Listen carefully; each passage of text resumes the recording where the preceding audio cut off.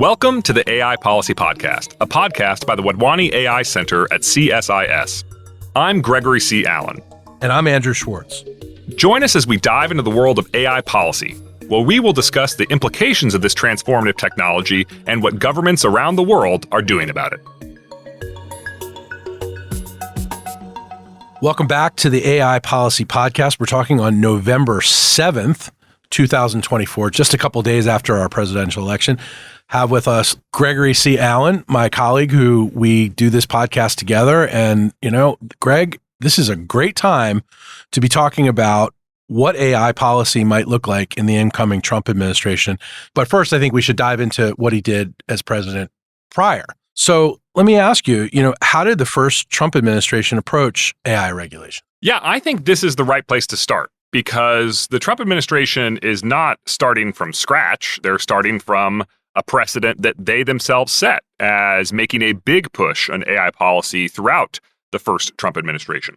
So the Biden administration has an AI executive order. It's getting a lot of attention. It has gotten a lot of attention over the past year. The Trump administration had two executive orders. And what's interesting is that while there's definitely a difference in degree and to some extent a difference in kind, there's also a lot of commonality with what was in the Biden administration executive order.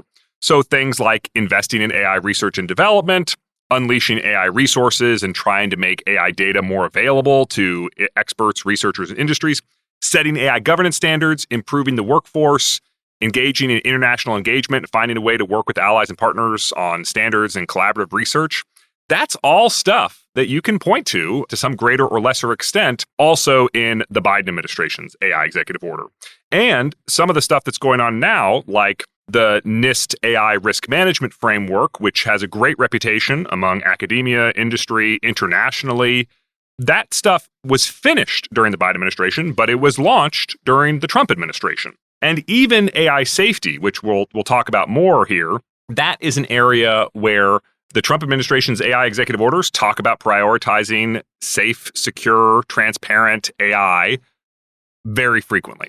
So this is what I mean when I say it's interesting because some individuals from the Trump White House on the civil servant side of the equation continued to serve in the Biden administration.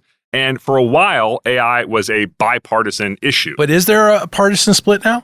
Yeah, I think even for most of the Biden administration, AI was a pretty bipartisan issue. You think about, for example, Senate Majority Leader Chuck Schumer, when he came here, that was as part of a gang of 4 senators from both Republican and Democratic Party. When he was here at CSIS. Exactly. When giving his major AI speech about how to educate the Congress on AI. Mm-hmm. Yep. And that was a bipartisan initiative. But now you fast forward to the 2024 campaign, it is a partisan issue. And the Republican Party was specifically criticizing the Biden administration's approach to AI policy. And they were criticizing Vice President Harris, who at various points was described as the Biden administration's AI policy czar. So it was really something that they tried to knock her on, particularly the executive order. So I think that takes us now to, we talked about what the Trump administration did in the 2017 to 2021 era.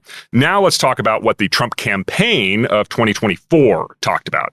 So there's one line about artificial intelligence in the Republican Party platform, and the key quote here is that it says it's going to repeal Joe Biden's dangerous executive order that hinders AI innovation and imposes radical left-wing ideas on the development of this technology. And in December 2023, Trump said not only was he going to repeal the executive order, but that's a day one priority. So the Biden administration executive order, actually the longest executive order in the history of the United States of America, the Trump administration was expected to repeal that first day. So first day, we're going to see him signing, as we did years ago, a big folder that says, this is gone. Yes. And I think the question then becomes, what replaces that? Because as I said, there was a lot of stuff in the Biden administration executive order that you could point to, the precedents that were set in the first Trump administration. So there's times when you say, this is all repealed, and here's what replaces it, and some of what replaces it is pretty close to what was repealed. And there's other times where you say, literally, the whole thing is gone. And I think that's actually the open question here. Whether it's all gone or whether this is... whether they pick the parts they like. And right. They keep those. I mean, that's the question I have. Is this just rebranding?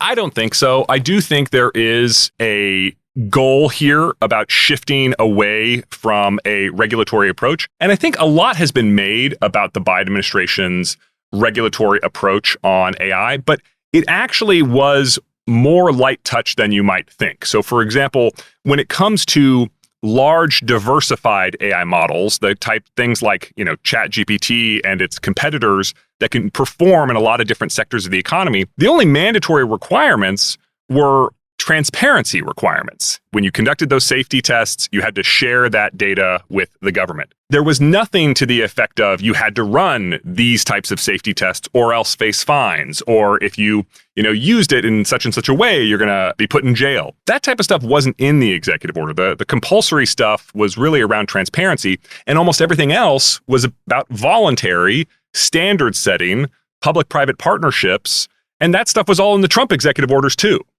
So let's look forward to this future of AI policy under Trump. The Biden administration did release its national security memorandum, which on October 24th, which we just talked about on our last episode. To what degree do you think this document will be implemented at all under the Trump administration? Yeah, I think here there's more that is likely to survive, because there's a lot in that national security memorandum that is actually not just consistent with prior Trump administration actions, but consistent with Trump campaign pledges. So, for example, President Trump, while he was the candidate, said multiple times whenever he was asked about AI, he often pivoted to energy policy. Well, the AI National Security Memorandum directs the White House Chief of Staff and the Department of Energy and the other parts of the interagency process to, come up with solutions for how they can reform permitting requirements or identify other blockers to a massive energy build-out and a massive AI data center build-out. I mean, that's like the exact sort of thing I can imagine in a Trump administration day one executive order. There's other parts of that national security memorandum, as you and I talked about last time, like reforming immigration requirements for high-skill AI talent. There was actually some of that in the first Trump administration, but everything related to immigration, I think, is going to be a touchy subject right now, so it wouldn't surprise me if that's like one of the ones that got thrown out. And then finally, there's another part of the executive order that deals with the regulations on the government and the types of companies that work with the government related to bias, civil liberties, discrimination. And I can imagine a lot of that stuff getting thrown out with the parts of the Republican Party platform that were anti-DEI and related initiatives. Sure. Let's talk about safety for a minute. Earlier this year, the Biden administration stood up the first AI Safety Institute. We talked about that also on this podcast. The institute was heavily featured in the National Security Memorandum. To what degree, Greg, do you expect the Trump administration to continue the institute's work, or is it something? I know they take AI safety seriously. There's no question about that. But in the past, President Trump, as president, has redone a lot of things. So what are we looking at here? So I would say the future of the AI Safety Institute is by no means assured, but I would also say that being gotten rid of is also not assured. This is very much in debate, and it sort of relates to who are going to be the primary advisors to President Trump on his AI policy issues. So just take one person, for example, Elon Musk, extremely influential during the presidential campaign. Now, at this point, I think it's safe to say a close confidant of President Trump.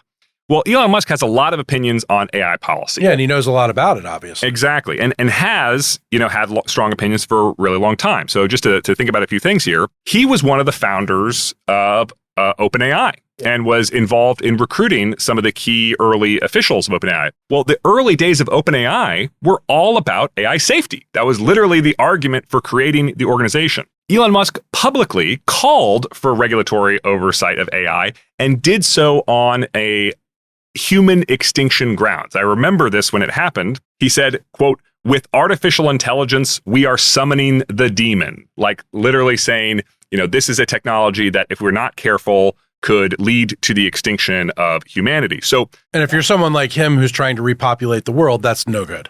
Well, exactly. And you got to remember, his justification for SpaceX making life multiplanetary is all sort of rooted in this obsession about making sure, in his words, the light of human consciousness extends forever. So he really cares about these existential risk concerns. He has been promoting the work of Nick Bostrom, who's the philosopher who wrote a book called Superintelligence, which is all about how AI could kill us all. And more recently, I mean, like this is a pretty consistent policy preference. When California had that AI safety bill for the California legislature that was recently vetoed by Governor Gavin Newsom, Elon Musk was out front among leading technologists in saying he supported the bill. He was willing to vote for that. So that's like one very important member of the Trump policy community who really is open to AI safety. And then if you think about like what the AI Safety Institute is actually doing, it's almost entirely voluntary, right? Like the leading tech companies say,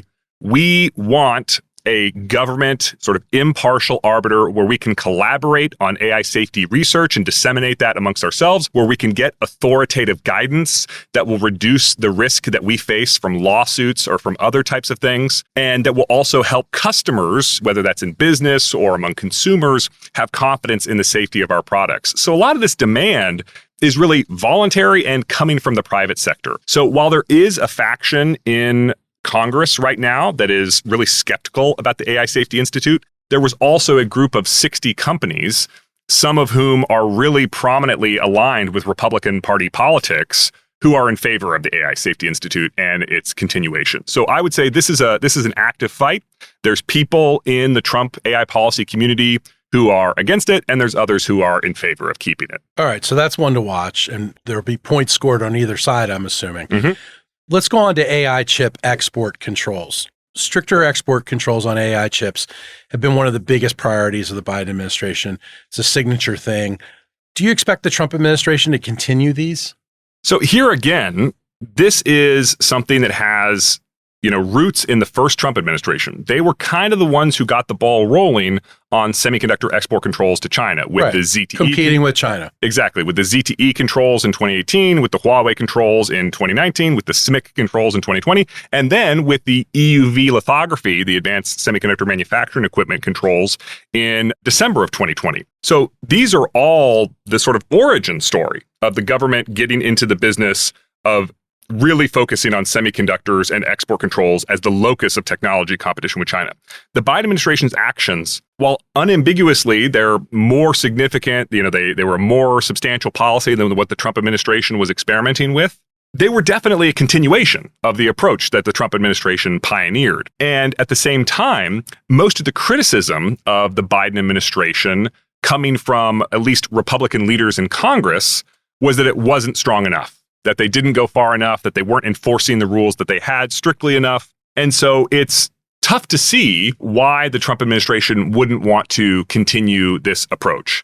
There's a couple caveats there. Number one is President Trump himself, as an individual, as opposed to his administration, was reportedly interested in semiconductor export controls as a bargaining chip in a larger deal on trade. That is how the ZTE export controls were ultimately abandoned, before they made the biggest impact back in 2018.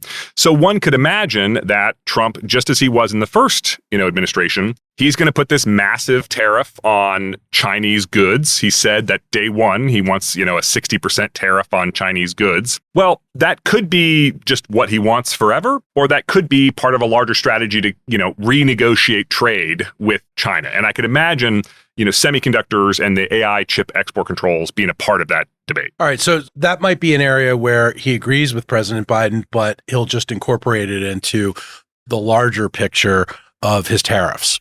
Yeah, I mean, a colleague of mine, Divyansh Kaushik, he said recently, Trump is predictably unpredictable. Mm-hmm. And so while you can point to all these things that might lead you to conclude he will act one way, you sort of have to always have in your back of the mind, he reserves the right to do a 180 on you. Sure. All right, let's talk about open source. Whether powerful AI models should be open source is one of the really fierce AI policy debates of our time. What would you expect the future of model weight regulation to be in a Trump administration? I think it's worth contextualizing this in the context of where we are in the open source AI policy debate. From a corporate side, there's really two communities that are backing open source AI. The first is Meta, which produces the most widely used open source AI models with its Llama, set of tools. And then you also have the venture capital community who really see that for their startups that are not necessarily in a position to create something that's directly competitive with Llama, well, they can build on top of Llama in a way that that can't necessarily build on top of ChatGPT for whatever their business use case or business model is. So the open source community has backers like Mark Andreessen of Andreessen Horowitz, who was also a big donor to the Trump campaign, was also, a big source of policy proposals in Republican policy circles on this topic. And then at the same time, what's really interesting is that Donald Trump feuded with Mark Zuckerberg and Meta relentlessly in his first administration. They launched, I believe it was an AntiTrust investigation into Meta that debated breaking up the company. So what's interesting is that the incoming Trump administration, at least in terms of what it was saying in his campaign, very, very pro-open source. But in terms of the company that's really responsible for most of the movement in open source, they have a lot of, issues with that company. And I'm not sure how that's really going to shake out. But I would say that in general, I would expect support for open source in general to continue. So just as an aside, you'd rather be Elon Musk right now than Mark Zuckerberg with the current new administration coming in. I think it's pretty unambiguous that if, the criteria that you're assessing it on is how do I expect the administration to think about, my policy preferences, Elon Musk is in a pretty privileged position. Right. Let's move on to Taiwan. As more advanced AI chips are made by the Taiwan Semiconductor Manufacturing Company, what we all know to be TSMC, our future relationship with Taiwan is key to understanding the trajectory of AI policy. So how do you expect the Trump administration would handle the Taiwan relationship? Sure. So I think it's worth pointing out here that officially for a long time, the United States has had a policy of strategic ambiguity on Taiwan. Which a lot of people feel is very ambiguous and don't know what it means. Exactly. And so the question is, would we defend Taiwan if China were to invade? Under what circumstances, et cetera, et cetera. President Biden sort of shook that up by saying on 4 separate occasions, yes, we would use American military power to defend Taiwan in the event of a... Not so ambiguous.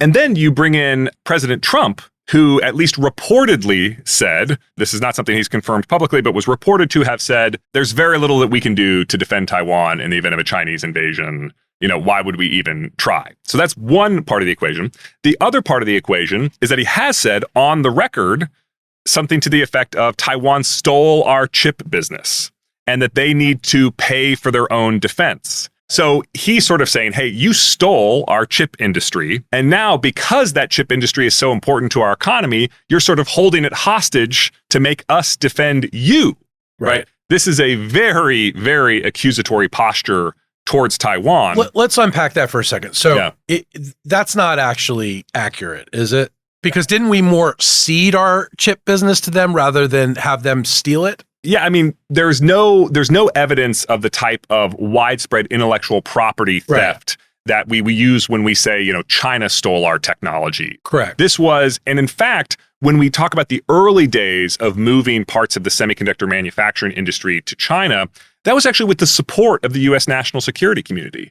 They noticed that when it comes to, Asia, peasant farmers are really vulnerable, especially when they're starving, to communist propaganda. And we're like, okay, we need to help Taiwan create jobs. We need to show them that capitalism works. And moving out the sort of low-skill, labor-intensive parts of the semiconductor manufacturing equipment, that was not just a increase the competitiveness of the American semiconductor industry strategy. That was a attack communism strategy as part of that's international the larger development. context. That's the larger context. It's not nearly the sort of IP theft kind of a story that it is. That said, Trump used the word stole. So he is not, and presumably believes it. Presumably believes it. So what he likes is moving TSMC manufacturing plants to America. Yeah. What he does not like is the fact that Taiwan has a really weak military, even compared to the size of its budget. Now, even if Taiwan was to spend 100% of its GDP on its military, they're still going to have really, really big problems vis-a-vis China. Of course. That said, they underinvest in defense. And Trump views that as them sort of extorting us with this semiconductor relationship. So I'm sure he's going to be pretty hard on Taiwan in negotiations. And given, that all these big AI companies are absolutely dependent upon Taiwan for advanced chip manufacturing, at least for right now, that's going to be a big policy issue. That's really interesting. So that's another one we're going to watch really closely and be talking about on this podcast. Let's move on to antitrust. Cutting-edge AI models are developed by a small number of companies, as we know. As antitrust action against big tech companies becomes more common, How do you think a Trump administration might approach regulating the small number of leading AI developers like OpenAI or Anthropic? Yes. And this is something where it's so confusing. It's really, really hard to predict the future. As we just mentioned, the Trump administration the first time around launched antitrust investigations into some of these same companies. And Lina Khan, the current commissioner of the Federal Trade Commission, has been a real driver of a renewed emphasis on antitrust enforcement in the United States, specifically targeted at the tech sector. And let's just say for a second, one of her biggest allies in the United States Congress is J.D. Vance. Bingo. That's exactly what I was going to say. There's a quote he said from February that I think is so interesting. Here's the quote. "One of the few people in the Biden administration that I think is doing a pretty good job." Yep. That's what he said about Lina Khan. And that goes a long way. They're both Yale lawyers, Yale-trained lawyers. There's a real relationship between the two. And Josh Hawley, for that matter, as well. Yeah, and again, the Mark Andreessen community makes a distinction between big tech and little tech. Little tech talking more about the venture capital community, and they're sort of making the argument that these entrenched monopolies in J.D. Vance's mindset, that's companies like Google, are making it impossible for new startups and new generation of companies to really grow to that same scale. And again, in J.D. Vance's words, because of violations of antitrust policy. Here's the flip side of that, though. Elon Musk just tweeted that Lina Khan will be fired soon. Wow. So there, you've got this sort of within the Trump policy community, you've got different views on this. So if I had to guess what I think is going to happen, I would say that somebody who shares Lina Khan's skepticism about the fairness of competition among big tech companies is probably going to be in the FTC seat. I kind of doubt it's going to be Lina Khan herself. Right. Another one to watch, Greg, and that's kind of an interesting one, isn't it? Yeah. Energy. We've got to talk about energy. Yes. The energy infrastructure requirements for training AI models are incredibly significant, and policymakers are looking for sustainable energy policy solutions. We're talking about this a lot at CSIS. Both you and Joseph Mikut are, energy and climate change program director. How do you expect a Trump administration to approach this challenge? So I think it's worth saying again that every time President Trump on the campaign trail has been asked about AI, he almost immediately starts talking about energy. Yeah. So I think this is something that really animates him in terms of, what he's thinking about for priorities for AI policy. And as we said, these systems are monstrously energy intensive. OpenAI's GPT-4 is estimated to have consumed 62 gigawatt hours of electricity during the training phase. So that's like, a 30 megawatt power station operating only on AI for months to train this stuff. And we talked about this on the last podcast. There's serious people in this country who are talking about building tens or hundreds of gigawatts of power generation capacity really just for these AI models. Yeah, I thought that was one of the most interesting things we discussed on our last episode, to be sure. Exactly. And so Donald Trump has said he wants to double or triple the type of energy generation that we have right now. Go big. Really focused on AI stuff. So I think that's mostly going to be on a deregulatory agenda perspective, identify what is everything that you have to do that makes it so that once you've decided to build a power station, you're still 12 to 24 months away from even putting a shovel in the ground. Let's find all that permitting stuff. Let's find all that regulatory stuff. How can we shorten all of that? How can we make it a lot cheaper to do all of that? And I think that's really where their priority is going to be on the deregulation. I'm not expecting massive government subsidies to build all of that, but they kind of don't need them. I mean, the big tech companies have said that they're looking at $200 billion of capital expenditure on data centers and energy generation capacity. Yeah, and so when they're paying the bill, who is any administration to tell them not to? I guess is the way they're looking at it. And then I think this also comes back to what is the role for U.S. allies and partners. If you think about a country such as the United Arab Emirates, they have been pushing the Biden administration to allow them to execute this deal they had with Microsoft, where they're going to build a lot of electrical generation capacity, they're going to build a lot of data centers, and then Microsoft is going to lease and operate out of those data centers. Well, I think J.D. Vance and Donald Trump are going to ask very tough questions about why wouldn't you build it here? Yeah. And is it secure over there? exactly. I think they're very much have a American industrial policy mindset. And I think deregulation and tax credits are probably going to be the two big tools in the toolbox for pursuing that. And AI is on the agenda. And why wouldn't we build it here? It's possible, isn't it? Well, just the cost of electrical generation is much cheaper in the UAE. Yeah. You know, the dollars per megawatt, much, much lower. And then the other thing is like everything we were just talking about how long it takes to build, you can build a lot faster over there. Yeah. So if you're like a company who's like, how do I get to gigawatt scale as fast as possible? There are countries that have a demonstrated ability and willingness to move fast.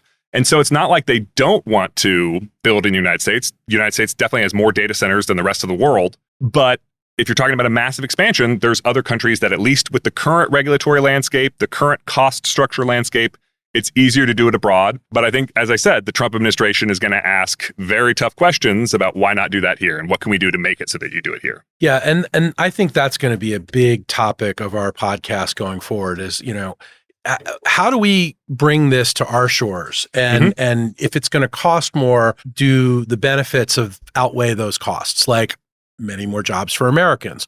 Do we have enough people who know how to do this stuff in America? Et cetera, et cetera. So I think that's one we're going to keep talking about. Yeah, and just to give you some anecdotes that have raised to the level of public awareness, Meta recently had their plans for building a large power plant and a large data center blocked by, I believe it was the Endangered Species Act because of this rare species of bee. That's right. And I just can't imagine the Trump administration having tolerance for anything like that. I mean, Elon Musk in particular has been jumping up and down talking about how the environmental protections that we have make it impossible to build anything in America. So I expect the administration to go hard after all of that. Greg, this is a great tour of what we might be able to expect and certainly about the issues we're going to be talking about going forward. So thank you so much. Yes, with the caveat again that Trump is predictably unpredictable. So we'll see if any of this comes true. You got it. Thanks for listening to this week's episode of the AI Policy Podcast. Be sure to subscribe on your favorite podcast platform so you never miss an episode. We also love to hear from you, so reach out at aipolicypodcast@csis.org with your suggestions and feedback. Finally, don't forget to visit our website, csis.org, for our latest research reports and events. This podcast was produced by Sarah Baker, Isaac Goldston, and Sadie McCullough. See you next time.